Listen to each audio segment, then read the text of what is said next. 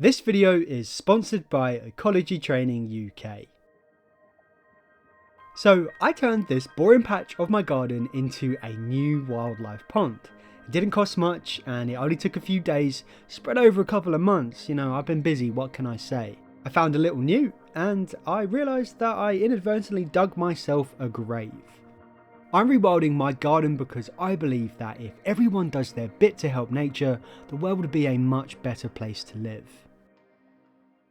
I do already have a pond. It's a small container pond that I've set in the ground. I haven't set in the ground particularly well, but it serves its purpose. It's small.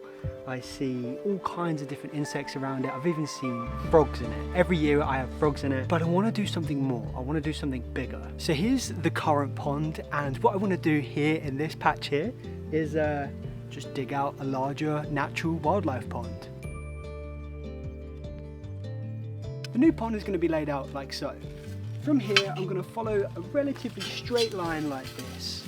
Following a straight line along here, but then once we get over here, here is where the pond will open out and it will be quite a bit deeper. One thing to bear in mind is that I've got 2 young children, so I don't want the pond to be too deep just in case they fall in, because believe me, they're pretty clumsy. And I thought about taking this pond down, but I'm actually going to keep it just as it is. I didn't want to disturb any of the life that might have been relying on it, because digging a hole and moving stuff around is already quite a bit of disturbance, even if it will be for the greater good. Even when I was shifting this out the way, I unearthed a little newt. I was pretty happy to find this little guy, as this was the first newt that I found in my garden. They should really love the new pond. I just really quickly want to mention the sponsor of today's video, which is Ecology Training UK. Now, I've been partnered with these guys for a little while, but there's one thing which you may not know about them, is that when I was first starting out and I knew I wanted to work outside, I took some Ecology Training UK courses. I actually did the one, I think it's like bats in trees, and it's fascinating. You know, I can never look at an old oak tree in quite the same way, knowing that there could be like a roost of bats up there, a family of bats living in there. It really is cool. If you wanted to go down the route of working with nature and pursuing a career, Ecology Training is perfect for that. But if you just wanted to, I don't know, expand your knowledge, learn something, Ecology Training offers so many different courses. One course which I think you will like is the rewilding course. I've taken it, it really helped me learn more. One thing I'm realizing is that there is so much to learn when it comes to ecology, nature and the natural world. I'll put in the description a list of courses which I think you'll like. If you do go through Leave Curious, use the code 10LeaveCurious. Not only will this let them know that I sent you, but you'll also get 10% off all online courses. So thanks to Ecology Training UK, let's get back to the pond. The wisteria has started to claim my spade. Overall, this bit's not rocket science, or any of it really, and that's what makes creating a pond so fun. There's many ways you can do it, so there's no right or wrong way. Now, something which I really have to bear in mind is that this pond is going to be really close to the fence, so I need to leave enough gap so I don't affect the stability of the fence posts. Very close to my pond is my beloved little rowan tree. It's been in the ground now for a few years, and I really didn't want to disturb the roots. And because of this, it actually stopped me from opening out my pond towards it, as while digging, I did find some rather rowan-like roots. And of course, when you're looking to install a new pond, roots can also be your worst enemy. That's if you're intending to use a pond liner, which I was, and you'll see in just a minute that I had some issues with my pond liner. And it wasn't long before we had some more hands on the job, albeit little ones. With this extra help, the new pond was really starting to take shape, and it was pretty comfy too. Now, if I was to list off all the ways a pond can benefit wildlife in your garden, this would be a damn long video. The thing about ponds, and any kind of standing water, is that, much like trees and plants, ponds are foundational elements to our ecosystems. Life just proliferates out of wet natural areas. It's why beaver wetlands are just so dynamic. You have this beautiful blend of earth, water and plants. So I've just been down the local garden centre and picked up, most importantly, the pond liner, some building sand. That's actually what I'm going to put down before I do the liner. And then I got some of these rocks. And then just some cobblestones of different sizes. In total, I spent about 30 or 40 pounds on all of this. I just wanted to get a few bits to get the ball rolling. So before putting down my liner, as a protective barrier, I used some soft sand. this seemed to be more readily available and more cost effective than using something like fleece. And it was pretty fun patting it down into place. So now comes quite a key moment where I'm going to see if I've brought a big enough liner. I tried to buy it as small as I could, so I'm not wasting it. Let's see.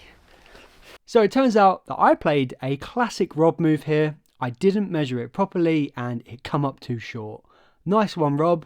This slowed momentum slightly as it meant that I had to go and purchase an additional section of the liner to then glue it. And I know what you're thinking, gluing pond liner surely is asking for trouble. But the lovely pond guy reassured me that this would be a solid fix. Only time will tell. Fingers crossed it holds and it doesn't let the water go out, because that will be really annoying. I then put down another layer of sand. This was so that I had another protective layer, but also so that along with the soil and rocks that I put in, it would also create a nice natural layer at the base of the pond. And then it was time to fill her up. I would have liked to have waited for rain, but being impatient and having no hose, I got to go backwards and forwards with the can, and slowly but surely, she was filling up. This is where I started to play around with some of the native pond plants that I just brought. I probably spent about a good 50 or 60 pounds on all of these. Some of the species included hardrush, sweet galangale and peppergrass. So by this point you're probably thinking that the pond is nearly getting there, right? Well, life got pretty chaotic and the final touches of the pond had to be put on hold. So now let's see summer transition into early autumn. Because it's been a little while since I last was out here, the water level has dropped a little bit. I hope there's not a hole in the pond liner, or whether if it's just because we had quite a dry August and September here. I hope it's not a hole. And just for reference, where I live in the UK, we see the lowest annual rainfall. So with this information reassuring me that it wasn't a hole and just climate change evaporating my pond, I filled it back up again. This was my little boy's little play area when the weather was really hot, and it's just been filling up with rainwater, and there's some little macroinvertebrates in here just swimming around that are now going to go in the pond. After this, the next job was to make use of the stones that I had left. I simply just scattered them around the pond. I also decided on the final placement of the current plants, and then I had a little bit of, well, let's just say a creative decision to make.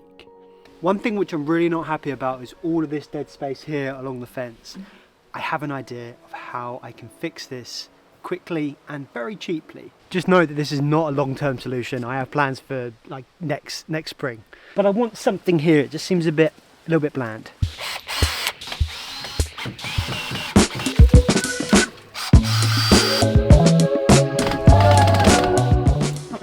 Alright, our garden is absolutely ridden with bindweed. The plan is I'm going to take some of this bindweed off and just thread it through that bit of trellis, and it's going to have a look of something wild. I'm going to level with you here. I was only doing this so it made the thumbnail look better.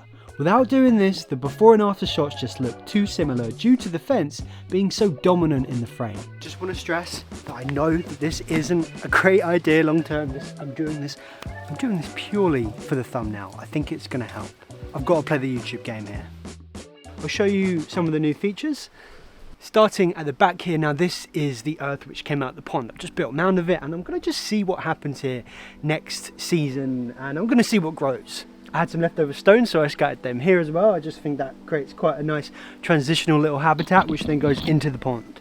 Up the other end of the pond, I've got a little log pile here, just some of the old logs which we had, and I just thought I'd pile them up here. And not forgetting the old pre-existing little tub pond, which, you know, I've said bad things about this pond in the past, but it's done its part. It's doing its part for ecology, and that's what's important. I've had frogs overwintering in this pond here, so perhaps he's at the bottom getting ready for winter. And that's the hope for this. I want to see frogs. I want to see the newt in there with all kinds of other wildlife, but that's going to take time.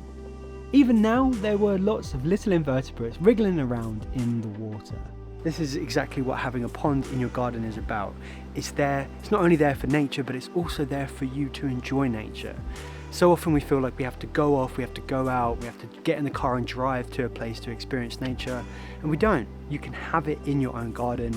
You just need to do a few things to facilitate it, and then nature will come. And you know, I'm pretty happy with how this has turned out. There's a few things which I'm going to change. I'm excited to see what happens over the course of the next spring and summer. I really think this is going to come into its own. Let me know if you've got a pond in your garden or if you're planning on building one. I'm planning on doing a whole lot more. I've got some like cool pond water ideas, not just for my garden, but for other places, which we'll get to that. Remember to check out Ecology Training to see what they can offer you, and I'll see you in the next one. Leave curious.